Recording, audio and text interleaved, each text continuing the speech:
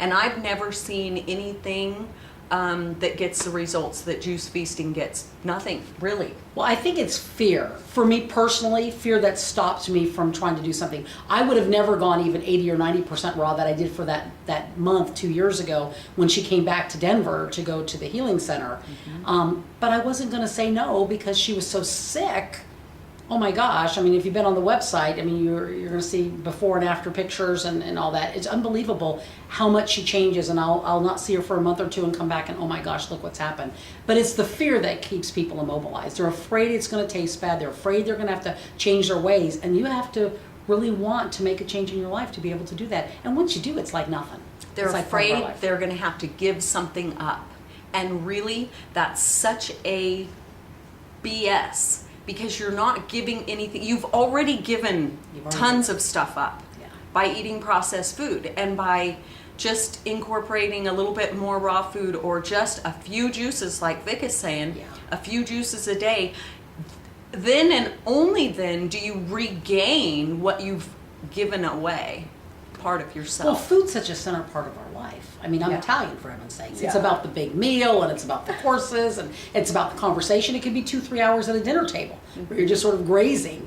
And that's okay, because for my life, this is what works. So you have to find something that works. And back to what Deni said before I even started to juice, was if it doesn't taste good, get rid of it. Try something else. And put an apple. An apple will just make everything great. We had a quart of juice this morning before we went to the farmer's market at 32 degrees, freezing to death. So cool. But yeah, we whipped it up in the Vitamix and, gulped it down and jumped in the car. It's just as easy as that, and grabbing a bowl of cereal or a protein bar. You might as well just drink some juice.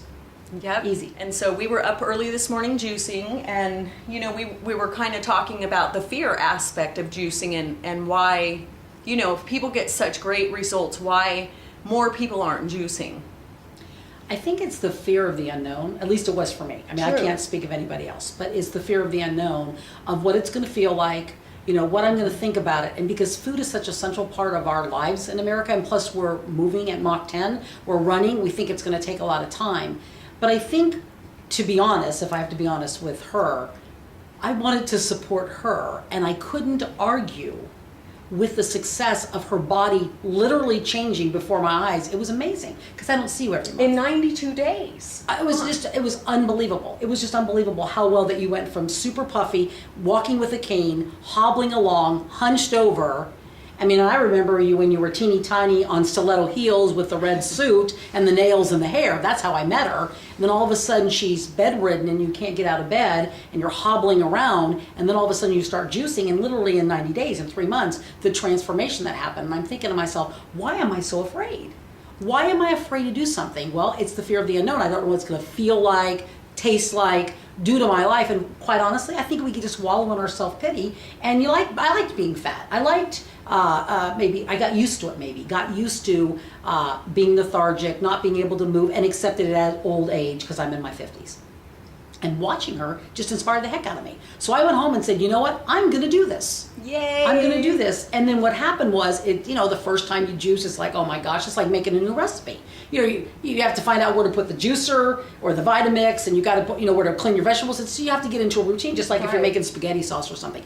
But after 3 or 4 days, I got into a rhythm of where to put the garbage can and how to slice it, the cutting board and everything. And now I'm on a roll. It's so much easier. It's effortlessly to do it. But it's the fear that stopped me from doing it at the beginning. And I think when I realized that I was afraid, a little bit of that Deni kicked into me, and I said, I'm not going to let fear run my life. Why am I so afraid? And when you start looking at that, I couldn't pretty much figure out why. I just said, I'm going to try this.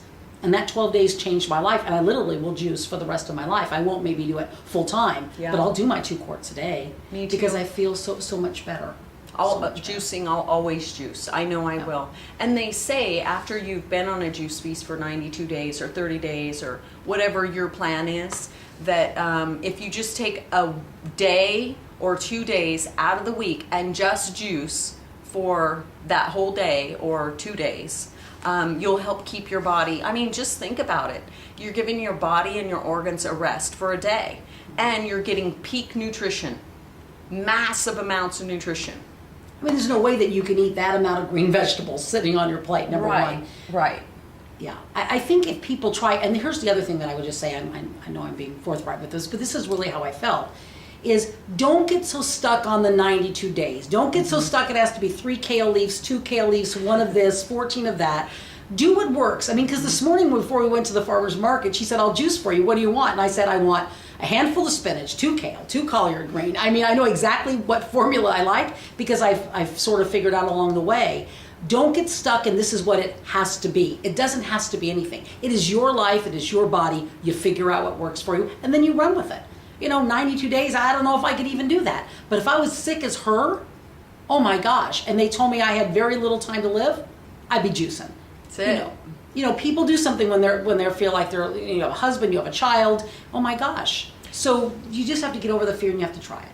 And it's sad, really, that we're so conditioned to not pay attention to labels and what we're putting in our body. It's sad that we have to get to the point where we're so sick that then we have to pay attention. But hey, whatever gets you there, as long as you're paying attention and juicing, you're going to have a better, healthier life. Well, and I wish I knew now, then, when I raised my kids, because my kids are 29 and 30 years old. I mean, gosh, if I had just gotten a couple of cups of juice down my toddler children. Oh, yeah. And you can make it taste sweet. You can put carrots in it, you can put apples in it, whatever. Mm-hmm. If I could do that, my kids wouldn't have had some of the health problems they've had. Mm-hmm. I would do things totally different now because of what I've learned.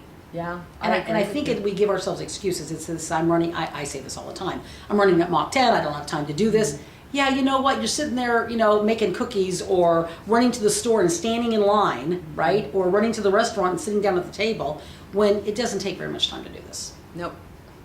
And the return on investment again. Yeah, it makes you feel better. Yeah, once you try it, then you'll know how good you feel. Okay, so there. So if that doesn't inspire you to want to try juicing, I don't know what's going to do it.